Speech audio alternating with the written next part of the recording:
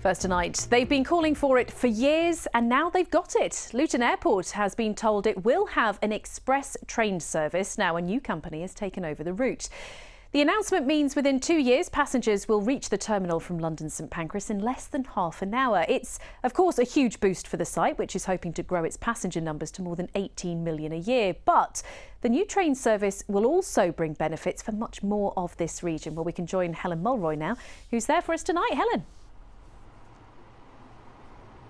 Yes, Janine, as you said there, this investment, this £600 million, it's a very exciting prospect for London Luton Airport, but it will have benefits much further reaching than just the airport itself.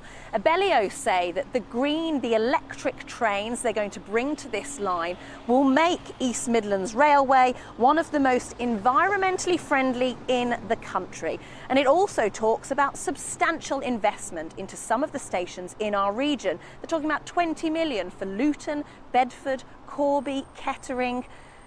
It's going to mean a huge difference to rail passengers across our area. Well, I was at the airport this morning and had a look at what this investment means and why it's so badly needed. It's the 5th busiest airport in the UK, and now plans have been announced to make London Luton Airport more accessible by rail.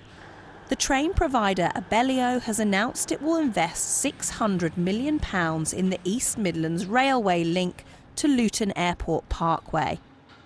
It's 18 months away, but this will mean an all-electric fleet of trains providing a branded Airport Express-style service every half an hour from St Pancras International, as well as regular direct trains every 30 minutes to Bedford, Wellingborough, Kettering and Corby, stations that currently only see a direct train once every hour. From December 2020, we'll have direct services from London St Pancras to Luton Airport Parkway every 30 minutes, but also north to places like Kettering, Corby, Leicester, Nottingham and Derby. Currently, just 20% of Luton's passengers take the train to the airport. That's a lot fewer than their direct competitors, Gatwick and Stansted, which see 40 and 30% of people take the train. The hope is this investment will improve those numbers. But what do passengers think? So I took the train actually from Beeston down to Luton, and you change at Parkway and then you took the bus up to the airport. And it takes less than 2 hours, so I think it's quite quick. It wasn't too bad at all. Make them cheaper. that's the improve.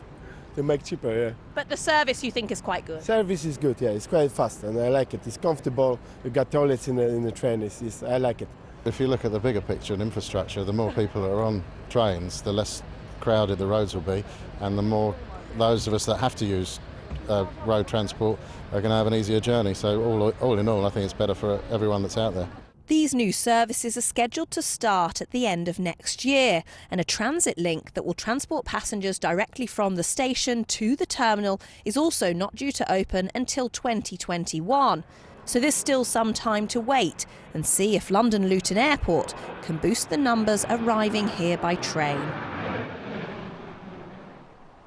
So yes, Janine, all in all, a positive for Luton Airport, the station, and for those stations that we see further on the line. But it is worth mentioning that for this all-electric fleet to work properly, it is dependent on the completion of the electrification of the Midland Main Line. Now, that is a project that we already know has been substantially delayed. Helen, just while you're with us and we're talking about trains, anyone using them this weekend is being warned to expect delays, aren't they? They are indeed, yes, Janine. Passengers are being warned to expect busier trains than usual on this line. Now that is because the neighbouring line, the East Coast Main Line, is undergoing substantial engineering works this weekend.